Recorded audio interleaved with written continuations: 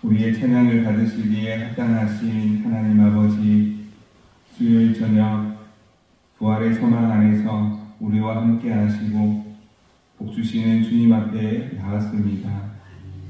십자가는 고통의 끝이 아니라 부활의 시작이요 절망이 아닌 소망의 문이 되었음을 믿고 감사를 드립니다.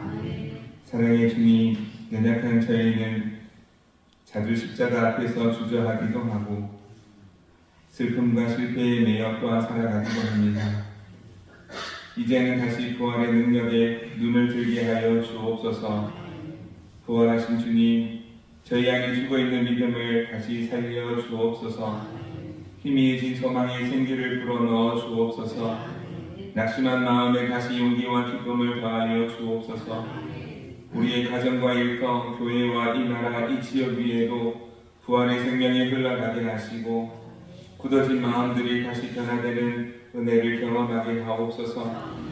오늘 살아가는 우리의 말과 생각, 모든 선택 속에 부활하신 예수님의 능력이 드러나게 하옵시고 사랑의 주님, 그렇게 주님 닮은 모습으로 살아가는 저희들 되게 하여 주옵소서. 오늘 이 밤에도 연약한 자들에게 역사하여 주시기를 원합니다. 병든 자는 병에서 자유케 하여 주시고 아픔이 있던 자리에 새살이 돋게 하여 주옵소서. 혹 슬픔 중에 있는 이들에게 새 노래를 부를 수 있도록 은혜를 베풀어 주시고 부활의 자유를 허락하여 주옵소서. 하나님 아버지, 우리 교회도 새로워지기를 원합니다. 믿음의 여정을 다시 시작하며 한 걸음 한 걸음 나아갈 때에 소명이 있게 하시고 사명이 있게 하여 주시고 하나님 한 걸음 한 걸음 나아가며 하나님의 은혜를 경험하며 더 좋은 모습으로 서갈 수 있도록 더 건강한 교회가 되도록 더 주님의 사랑을 나타내는 교회가 되도록 더 주님의 향기를 전하는 교회가 되도록 도우시고 함께하여 주옵소서. 쉬었던 기도, 식어진 기도가 다시 뜨거워지게 하시며 주님을 향한 사랑이 되살아나는 교회와 우리 성도님들 되게 하여 주옵소서. 오늘 이 밤에도 교회 학교 교사들의 그 준비된 찬양을 기쁘게 받아주시고 특별히 아이들을 가르치는 귀한 직분 감당하고 있사오니 하나님 지혜와 명철을 더하시며 감당할 수 있는 건강도 주시며 감당할 수 있는 물질도 허락하여 주셔서 우리 교회 학교가 든든히 세워져 갈 수 있도록 도와주시고 하나님께서 먹이시고 입히시는 귀한 아이들, 이 시대를 이끌어가는 귀한 믿음의 아이들로 자라가게 하여 주옵소서. 죽음을 이기시고 부활하신 주 예수 그리스도의 이름으로 기도드립니다. 아멘. 이 밤에 우리에게 주시는 하나님의 말씀은 구약성경 느헤미야 9장 1절에서 8절까지 말씀입니다.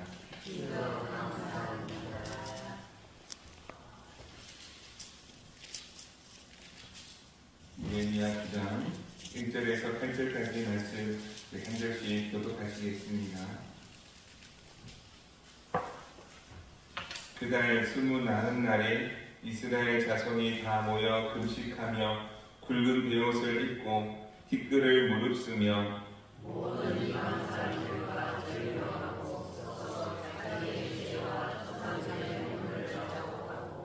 이날에 나 4분의 1은 그 제자리에 서서 그들의 하나님 여호와의 율법책을 낭독하고 나 4분의 1은 죄를 자복하며 그들의 하나님 여호와께 경배하는데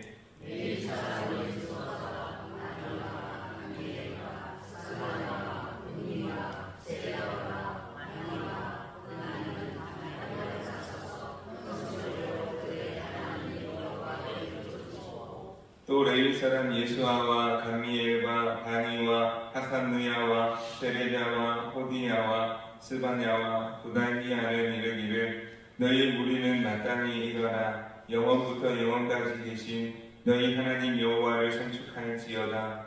주여 주의 영화로운 이름을 선축하올 것은 주의 이름이 존귀하여 모든 송축이나 찬양에서 뛰어남이니이다.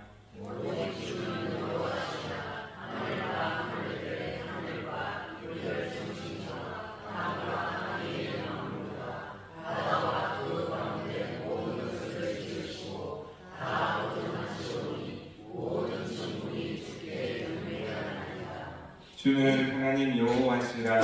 옛적에 아브라함을 택하시고 갈대아 우르에서 인도하여 내시고 아브라함이라는 이름을 주시고 그의 마음이 주 앞에서 충성됨을 보시고 그와 더불어 언약을 세우사 가나안 족속과 헷 족속과 아모리 족속과 그리스 족속과 여부스 족속과 기르다스 족속의 땅을 그의 씨에게 주리라 하시더니 그 말씀대로 이루셨사오매 주는 의로우심이로소이다. 아멘. 이 말씀이 하나님의 크신 은혜가 함께 하시길 소망합니다. 오늘 이 밤에 주님 전에 나온 성도님들 사랑하고 축복합니다. 우리 앞뒤 좌우에게 한번 인사하시겠습니다. 사랑합니다. 덕분입니다.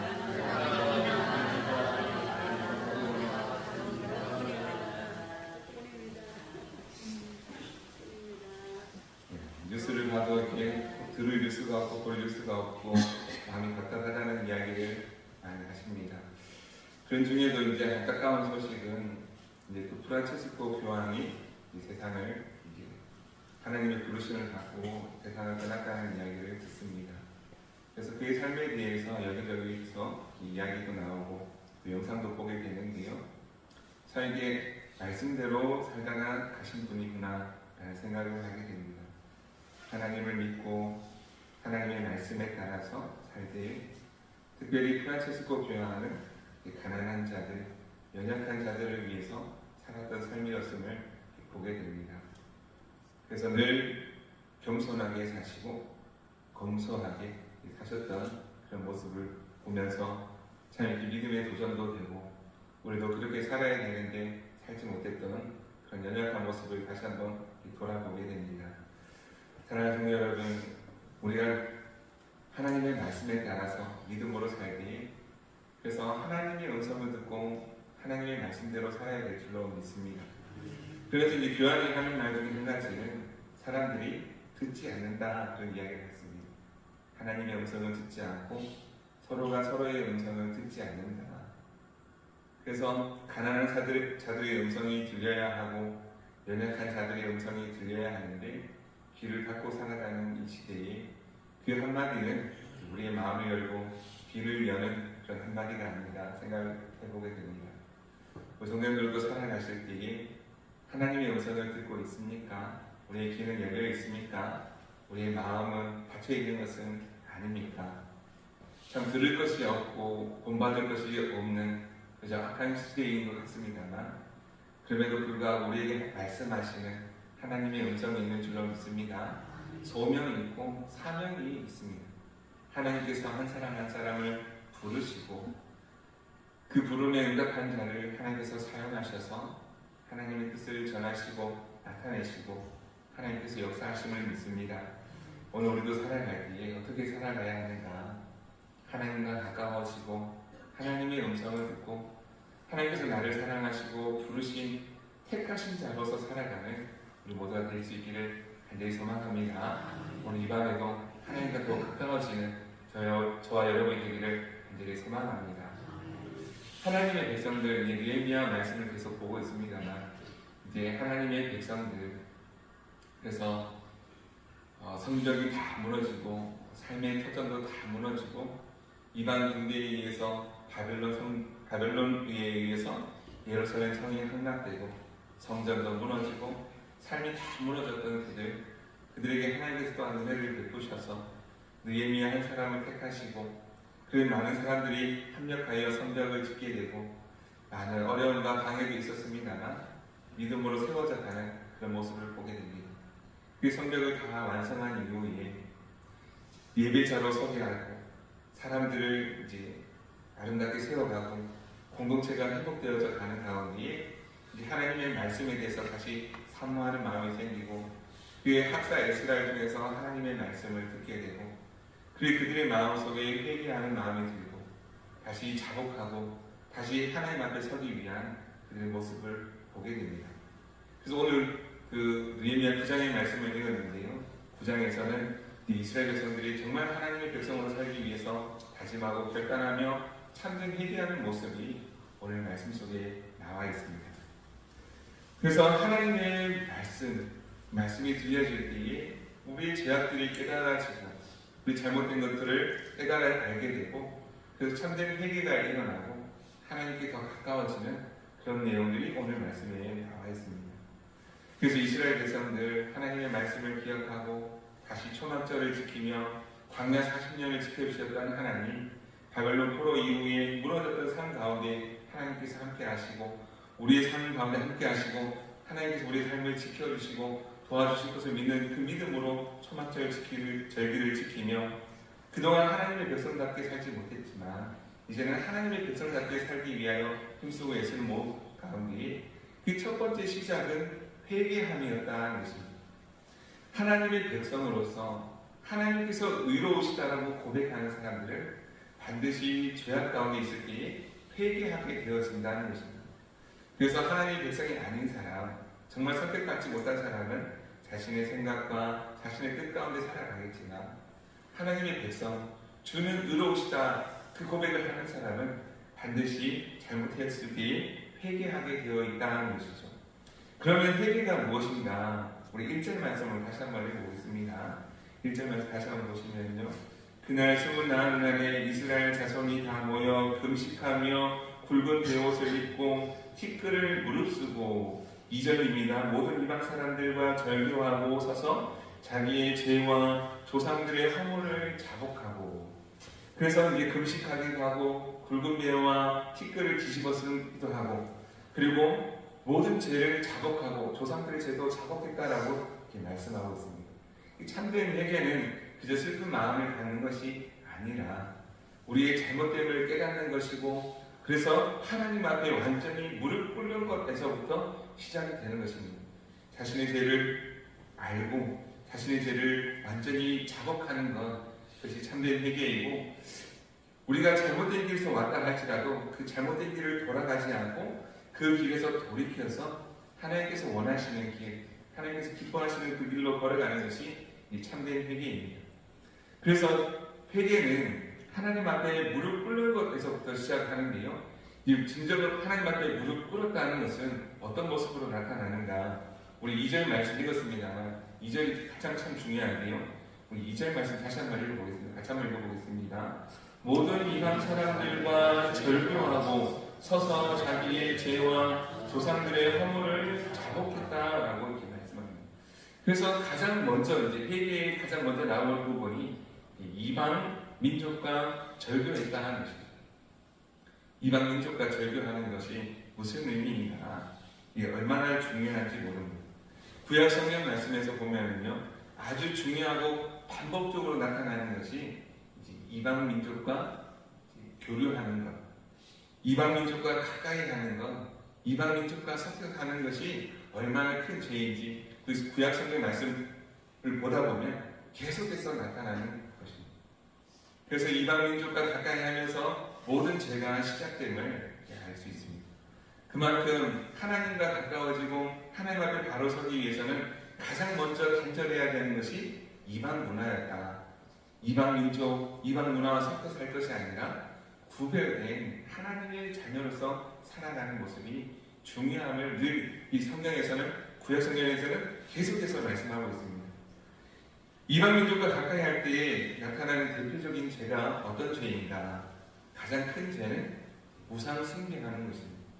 반드시 이방 민족과 가까이 하면 우상 숭배로 연결되게 되어 있습니다.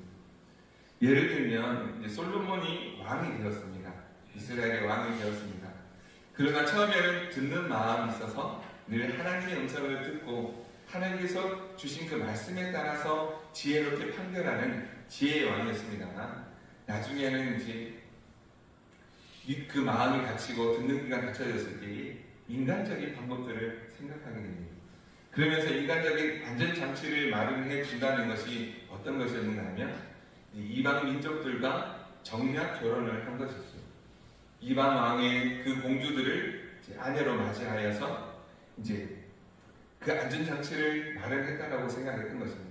그렇지 않겠습니까? 이방의 왕들과 교류를 했고 그래서 군사적인 동맹을 맺으면 그들이 결국 우리를 도와줄 것이다. 이 솔로몬은 그렇게 인간적인 생각을 했었던 것이죠. 어떻게 보면 일리 있는 그런 생각인 것 같습니다. 그래서 힘 있는 사람들끼리 서로 국교, 수교도 맺고 힘들고 어려울 때 서로 도와주자 이렇게 하면 그것이 힘이 될 것 같고 좋은 방법인 것 같으나 항상 솔로몬이 무너졌던 그 시작도 보면은 이것이 문제가 되었음을 볼 수 있습니다. 그래서 이방 여인과 결혼하였더니 그냥 온 것이 아니라 이방 문화와 그런 우상들도 같이 가지고 들어오게 되죠. 이제 남자가 여자를 이길 수 있습니까? 부부가 같이 살면 남자가 여자를 이길 수 있습니까? 보통 여자분들이 이기는 것을 볼 수 있습니다. 요즘 시대에 남자들이 얼마나 불쌍한지 모릅니다. 오늘 신방하면서 이야기도 나눴습니다만 요즘 시대에 남자들이 참 불쌍하다 그런 이야기를 많이 합니다. 밖에 나가서 열심히 돈 벌고 일하지요. 그 집에 오면 애 봐야 되죠. 집안일 같이 해야 되죠. 또 그러면서 낮에 보면은 이제 이 식당 같은 데도 가보면 전신의 커피숍에도 여성분들이 다 앉아 계십니다. 또 맛있는 식당에도 가보면 여성분들은 다 있습니다. 남자들이 열심히 직장에 가서 일하고 돈 버는데 돈 쓰는 분들은 여성이 아닌가. 요즘은 또 이제 집에 가서도 이제 똑같이 집안일도 똑같이 해야지 하면서 참 남자들이 불쌍하다. 아기를 봐도 밖에 나갈 때도 남자들이 다 아기도 안고 다니고요. 물론 이제 내일 새벽에도 말씀을 이제 드리겠습니다만 부부가 함께 이제 서로 도우며 사랑하며 사는 것은 맞습니다만 이제 남자들이 참 이렇게 존중받지 못하는 시대가 아닙니다. 물론 그동안 과거 역사 속에 여성분들이 많이 소외되어지고 많이 외면당하고 많이 인정받지 못했던 부분도 많이 있습니다. 그렇지만 이제 지금 시대가 지나서 어떻게 보면 이제 상황이 많이 바뀌었다는 것. 여성들도 존중받아야 되고 충분히 인정받아야 되지만 그만큼 남성들도 존중받아야 되는데 오히려 권리를 빼앗기고 있는 그런 모습들도 많이 있다는 것이죠. 이 많은 논쟁이 될 수 있기 때문에 여기까지만 하고요. 그래서 이제 솔로몬도 이제 이방 여인들을 이제 공주를 아내로 이제 맞이하게 되었는데 그만 그것이 이제 올무가 되고 발목을 잡게 되었다. 결국 그 우상들이 들어오면서 예루살렘 성전 안에도 상당들이 세워지고 이방 문화를 어떻게 할 수 없는 그런 상황이 되고 하나님께서는 그 모습을 죄 없다고 하지 않으시고 나중에 그 솔로몬의 죄로 말미암아 이 나라가 둘로 나뉘어지고 그 이제 죄악된 역사가 다시 시작되는 것을 보게 됩니다. 그 시작이 이방 문화와 교류하면서부터 시작되었다는 것이죠. 그렇게 이방 문화와 교류하게 되면 결국 이방 풍습에 따라가게 되고 점점 하나님의 말씀대로 살지 못하는 그런 모습들이 이루어지고 갑니다. 그래서 말씀을 지켜야 되는데 지키지 못하는 상황이 되고 말씀을 어기는 상황이 된다는 것이죠. 그래서 이방 문화와 교류하면 굉장히 어려워지게 되는 것입니다. 예를 들어보면, 한 가지 더 예를 들어보면요. 이제 믿음의 가정을 이루면 참 좋습니다. 믿는 자와 믿는 자가 결혼을 하면 참 좋은데, 이제 믿지 않는 사람이 한 사람이 가정에 들어오게 되면, 그로 인해서 많은 어려움과 아픔들을 겪는 모습들이 많이 있다는 것이죠. 그래서 예를 들어서 믿지 않는 며느리가 들어왔는데, 결혼하고 나서 이 아들이 이제 신앙생활을 못하는 겁니다. 그래서 주일날 같이 교회를 가면 좋은데 그렇지 못하고 어디 밖으로 돌기 시작하는 것이죠. 그래서 이제 쉬는 날 놀러 가자, 저기 가자, 뭐 하자 하다 보면 점점 말씀을 지키지 못하는 예배에 한 번 빠지던 것이 두 번 빠지게 되고 세 번 빠지는 그런 모습도 있습니다. 그러나 반대의 경우에 믿지 않는 집안에 한 믿음의 며느리가 이제 시집을 가게 되었습니다. 그런데 반대로 그 모든 가정을 다 이제 구원시키는 그런 아름다운 모습들도 있지 않겠습니까? 이 좋은 결과들이 있는데 믿지 않는 사람 한 사람 들어왔더니 이제 온 가정이 그 한 사람으로 말미암아 눈치를 봐야 되고 양보를 해야 되고 그러다 보면 신앙에 있어서도 양보하게 된다는 것이죠. 그래서 믿음의 가정을 이루는 것이 얼마나 중요한가. 믿음의 가정을 이루는 것이 중요하지 않은 것이 아니라 중요하다. 우리가 기도하면서 믿음의 가정을 이루는 것도 중요하고 혹 믿지 않는 그런 사회가 온다든지 며느리가 온다 할지라도 믿음의 가정으로 되어져 가도록 많이 기도해야 합니다. 그러면서 이제 이방 문화가 이렇게 들어오다 보면 또 자연스럽게 이제 자녀 교육에도 영향을 미치게 되죠. 믿지 않는 사람이 들어오게 되고 이제 자녀들 교육에도 반드시 신앙 교육에도 문제가 됩니다.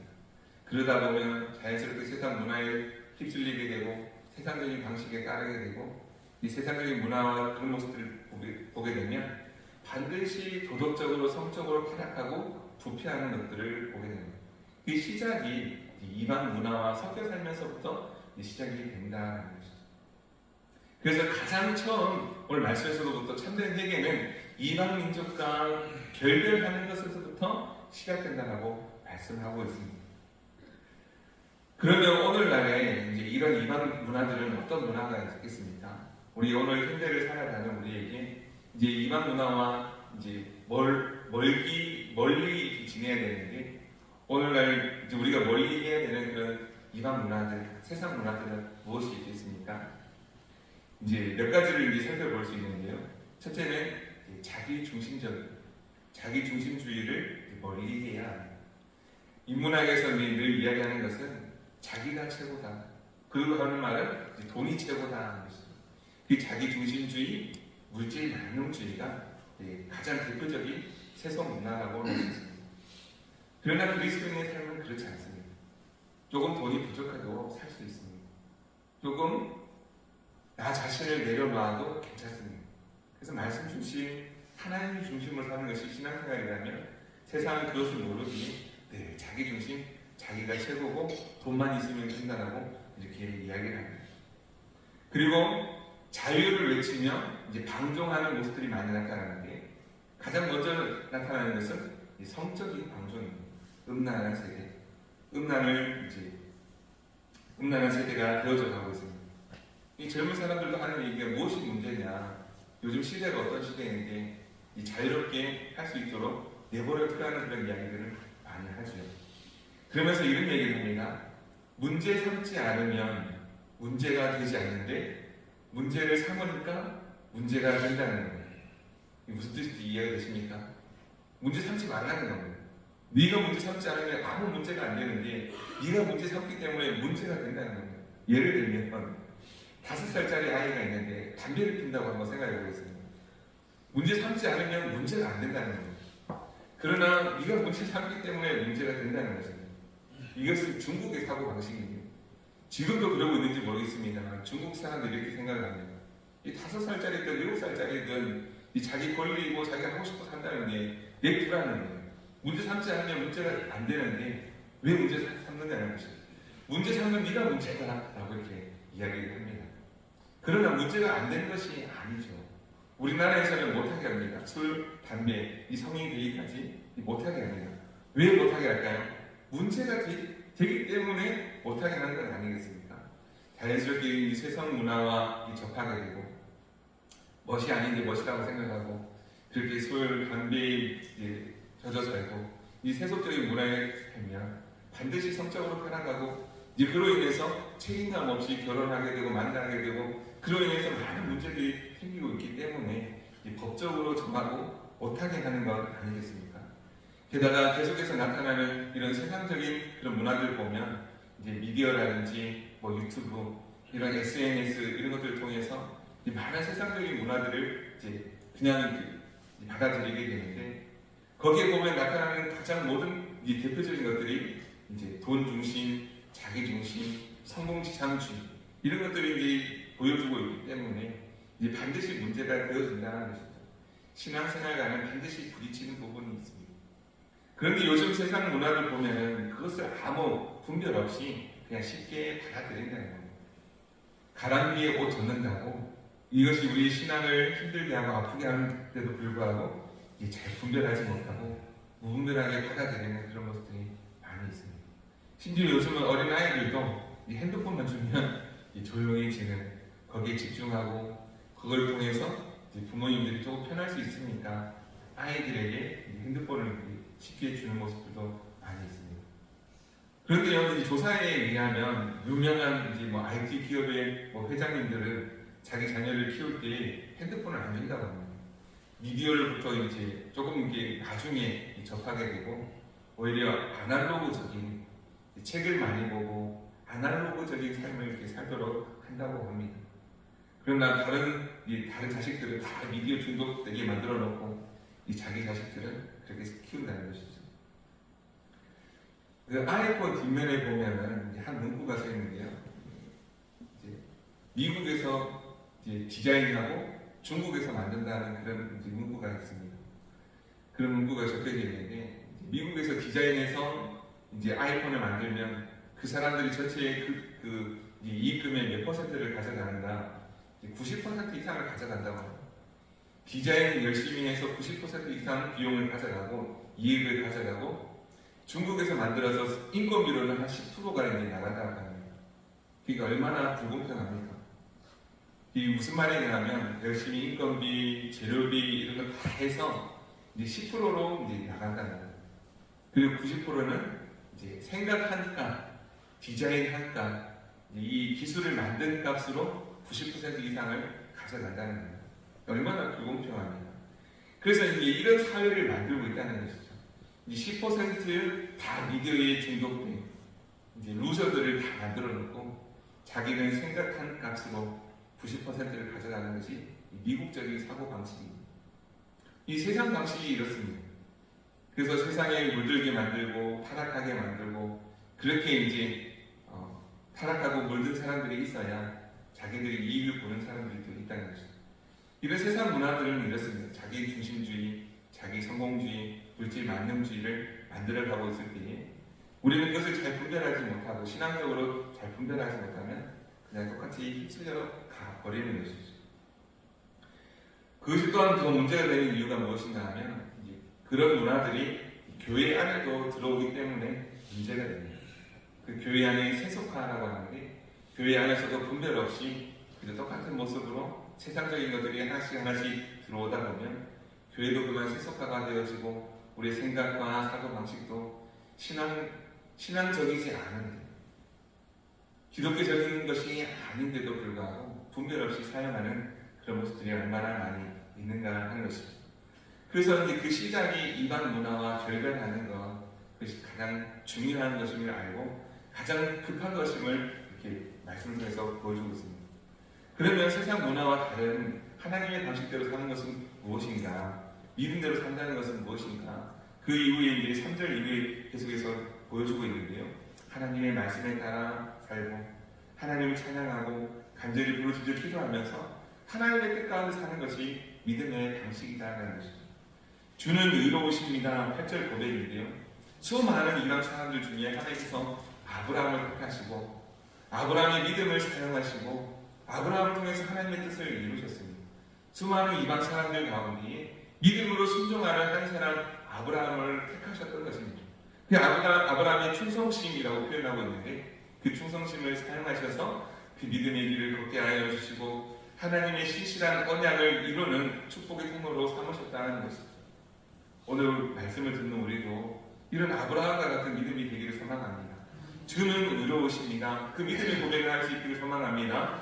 정말 세상적인 삶 가운데 우리가 살아갈 수밖에 없지만 하나님의 말씀에 따라 살고 분명한 믿음으로 살고 세상 것과는 다른 하나님의 은혜 가운데 살아가는 그런 믿음의 모습이 되기를 간절히 소망합니다.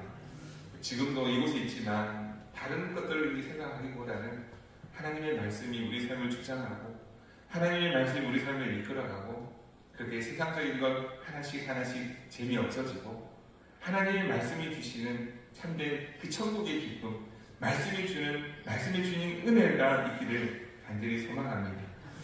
우리가 믿음으로 상담하지만 죄악에 물들어 있어서 깨닫지 못하고 있는 것은 없습니까?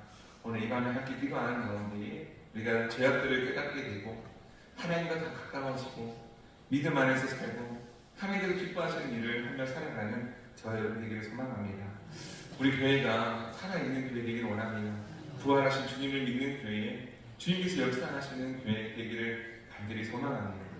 저는 기도하면서 우리 교회 하나님께서 귀하게 여겨주시기를 하나님께서 은혜 베풀어 주시기를 하나님께서 능력 베풀어 주시기를 간절히 기도합니다. 우리 교회가 소망 없는 교회가 아닌 줄로 믿습니다. 소망 있는 교회인 줄로 믿습니다.